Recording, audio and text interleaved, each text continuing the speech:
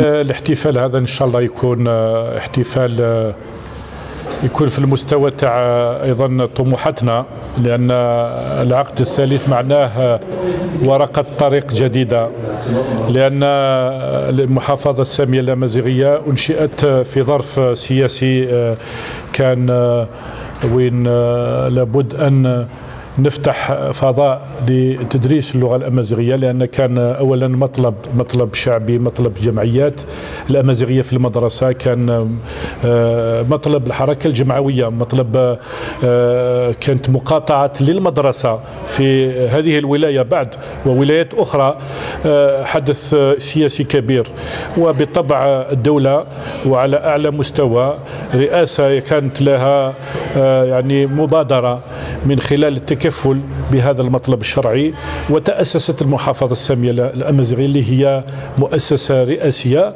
مشينا في مسار تاع إدراج الأمازيغية في منظومة التربية، في منظومة الاتصال، وإعادة اعتبارها يعني من حيث أنها أولا حضارة، رصيد مشترك لكل الجزائريين.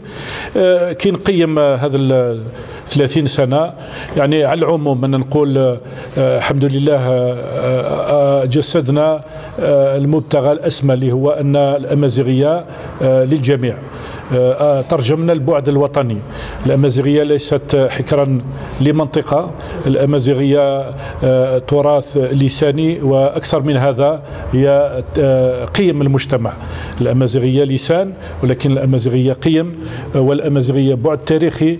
التقييم يكون أيضا من حيث ما حققته المحافظة من إنجازات يعني بالملموس، إصدارات، تطبيقات، تعداد الأساتذة على المستوى الوطني، فتح معاهد اللغة والثقافة الأمازيغية هي مؤسسات جامعية، مخابر بحث، وكذلك هذا العمل التحسيسي الموجه لكل فئات المجتمع للانشغال بالتكفل بهذا الإرث اللغوي، لأصبح في الظرف الحالي مسألة سيادية، مسألة أمنية، حان الوقت أن نتكفل بها جديا.